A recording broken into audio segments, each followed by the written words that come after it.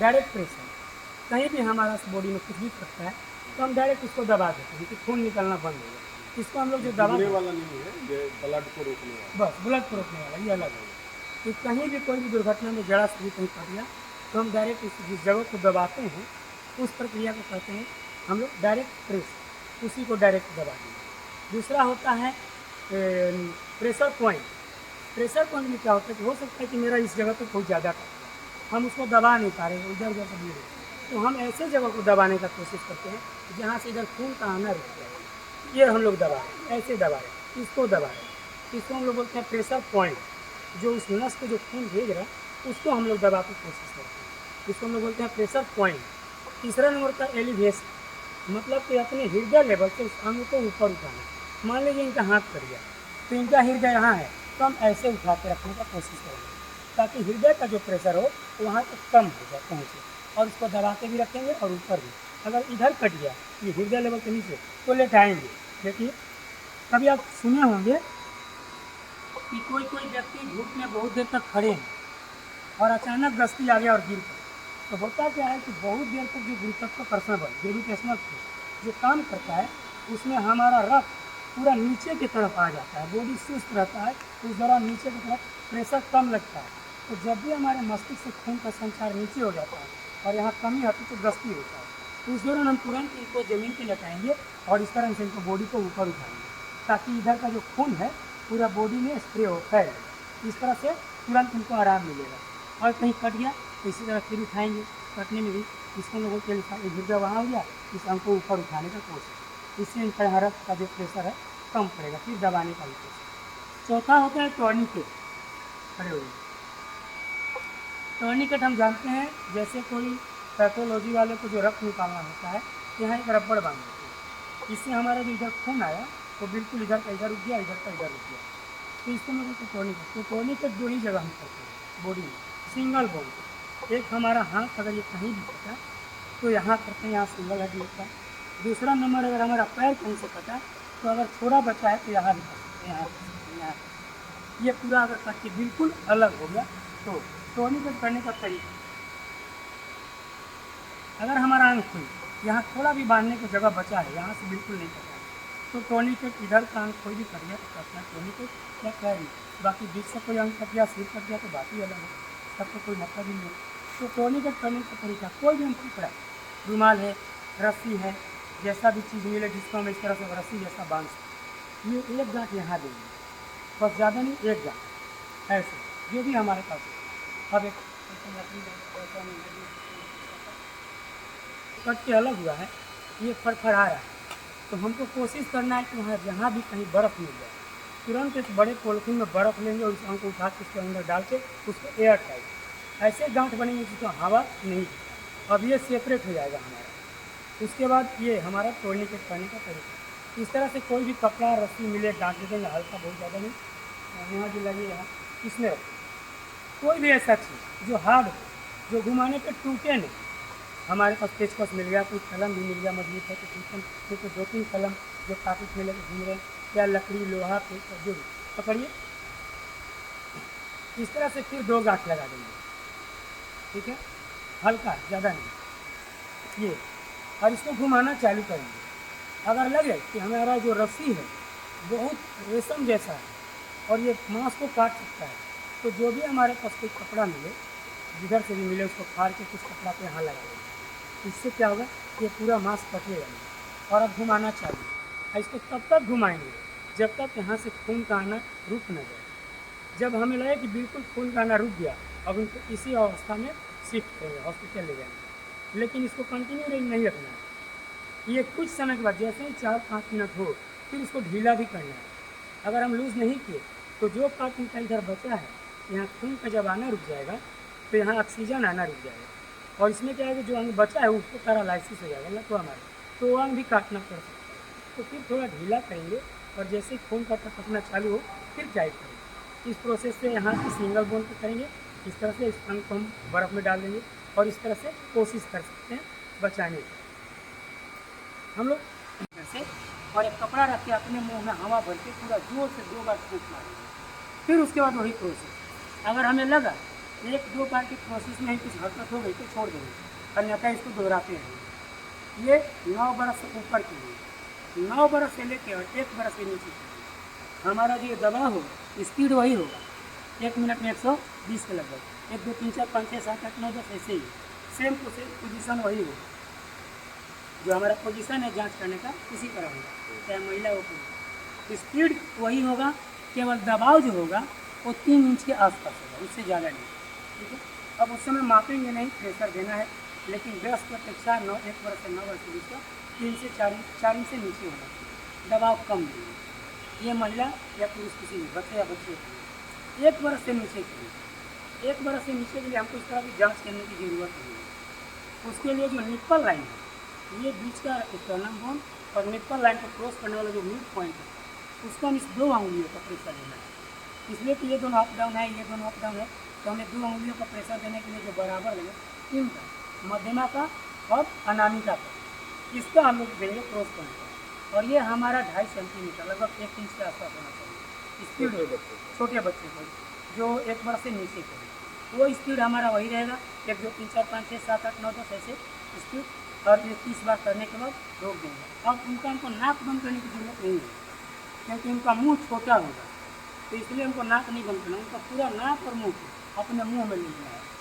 ऐसे बड़ा मुंह का पूरा प्रेशर दे देना है कि नाक से भी हवा जाए और मुंह से भी जाए। इस तरह से हमें इस प्रोसेस को दोहराते रहना है, क्योंकि जो आदमी या इधर से जाए और इधर से जाए तो नीचे से हमारा उसका एंटी पोल आता है। ऊपर से नेगेटिव आए तो नीचे से पॉजिटिव जाएगा, और ऊपर से पॉजिटिव तो नीचे से नेगेटिव, और ये रिटर्न होता है। यहाँ से गया और जैसे यहाँ पे टच हुआ ऊपर वाले पोल तो इधर से राउंड मार के वापस चला जाता है, इधर से राउंड मार के वापस। ये प्रोसेस होता है, इसीलिए हम लोग इसको कुकड़ू, इसमें पोल जो होता है तो वहीं पे ख़त्म हो जाता है।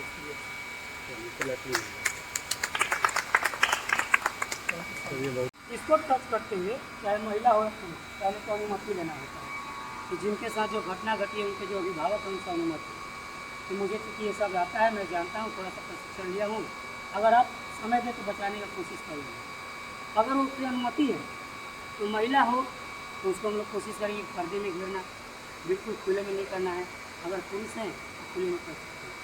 ये CPR देने का लगे कि एकदम अनकॉन्शियस जो बोली बिल्कुल अपसेंट है और मिनका पल्स, तब हम इसको जांच करते हुए जाते हैं। ये जिनको अनुभव है उसको नहीं करेंगे, लेकिन जो जिनको अनुभव नहीं है तो इसको टच करते हुए जाएंगे। जिस जगह पे इनकी हड्डी ख़त्म होती है इसको हम लोग बोलते हैं G5 पोजीशन। तो इसके ऊपर हम इस तरह से 2 अंगुली रखते हैं, इसके ऊपर ये टच करते गए, यहाँ की अंगुली मेरा धरने, इसके ऊपर 2 अंगुली रखते हैं। कल हड्डी बीच के हड्डी को टच करते हुए बाएं से, हमेशा व्यक्ति के हम दाहिने साइड रखते हैं, क्योंकि हमको पता है कि हाथ जो होता है बाएं साइड होता है। और फिर हड्डी बीच की हड्डी को टच करते हुए बाएं साइड 2 अंगुलियों का ग्रिप बनाएंगे, और पूरा प्रेशर से, अगर 9 बरस से ऊपर के व्यक्ति हैं वयस्क, तो ये हमारा प्रेशर कम से कम 4 इंच, और स्पीड 1 मिनट में कम से कम 120। जैसे 1 2 3 4 5 6 7 8, इतना प्रेशर कि केहूनी मुड़ना नहीं चाहिए, पूरा एकदम ऐसे ऐसे होना चाहिए। बता दिए ना। 1 मिनट में 120 के लग। जैसे ही हम 30 बार पल्स करेंगे, ये प्रेशर देंगे 4 इंच लगभग, 9 बार घूम जाएगा नाक।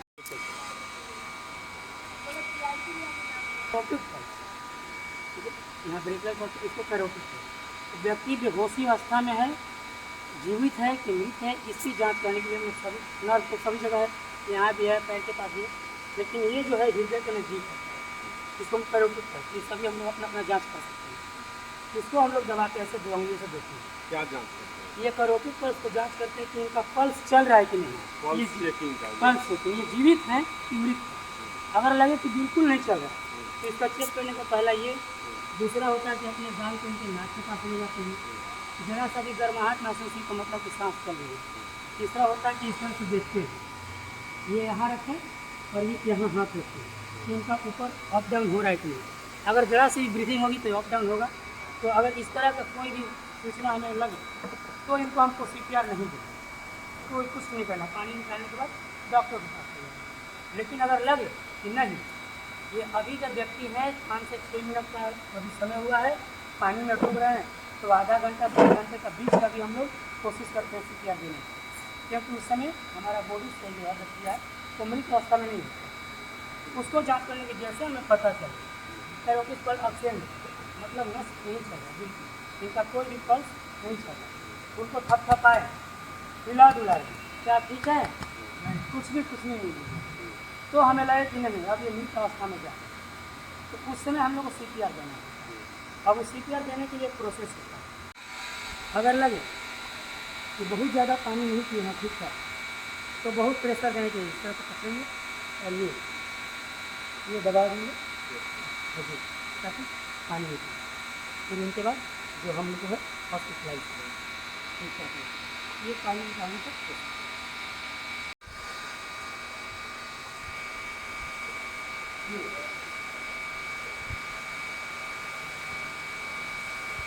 ठीक है, ये था नहीं और इस तरह से उनको जर्किंग देते हुए पानी के बाहर दे देंगे, ठीक है ना? इस पे लेटा के पानी निकालने वाला है।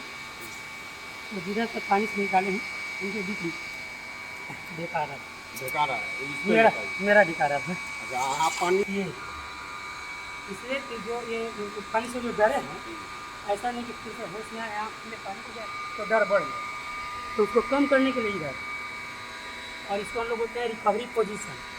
आरामदेह अवस्था में हम लोग सोते हैं, जैसे बिस्तर पे सोते हैं, ये घुमाएंगे, ये इनको ऐसे नीचे और ये पैर को ये, इसको हम लोग बोलते हैं रिकवरी पोजीशन, आरामदेह अवस्था। इसमें क्या होगा कि इनका मुंह नीचे हो गया और इस तरह से थोड़ा आराम से, जब थोड़ा आराम हो जाएगा उसके बाद फिर इनको सीधा करना है, इसको हम लोग बोलते हैं हेड पिन चिन अप, ये प्रोसेस है। ऐसे दबाते इसको उठाते हैं, उसके बाद फिर इसको दबाएंगे और इनका मुंह खोलेंगे। मुंह खोलने के बाद अंदर तक दिखेगा, नाक भी दिखेगा। अगर लगे कि कुछ पानी में डूब रहे समय कुछ चला गया तो उसको अच्छा से साफ कर लेना। फिर अब पानी निकालना, इस तरह से इनको सिर को इधर झुका देंगे। पानी निकालने का बहुत सारा प्रोसेस है, इतना मोड़िए, इस तरह से इनको पेट पे दबा, ये इधर, ठीक है, क्योंकि ये सिर घुमा रहेगा ताकि पेट पे दबाव पड़े और ये पानी निकले। अगर लगे कि अभी और पानी है, ये इस तरह सिर उधर घुमा करके इस तरह से, अब ये उल्टा हो गया, पानी ऊपर से मुँह की तरफ निकलेगा। इससे और दूसरा भी लगे कि अभी और ऐसे बैठेंगे और इनको अपनी पेट, ये इनका पेट मेरे जान और बिल्कुल इधर झुका के और इधर से पुश करेंगे, ऐसे पुश करते हैं आप नीचे, ठीक है? अगर पानी कम पिए तो दूसरा कर सकते हैं। आइए, ये जो हम जान पे लेटाए थे तसली भी रख सकते हैं, कोई भी गोल चीज़ या अपने किसी आदमी को लिटा देंगे या फिर उसके ऊपर हम पहले से लेट गए। अब इन व्यक्ति को अपने पेट पे रख देंगे, अब कोई तीसरा व्यक्ति ऐसे नहीं, हाँ, उल्टा होकर सोइए, हाँ, पेट रख के वैसे इनको लेटा देंगे। अब कोई तीसरा व्यक्ति इनको इस तरह से पानी में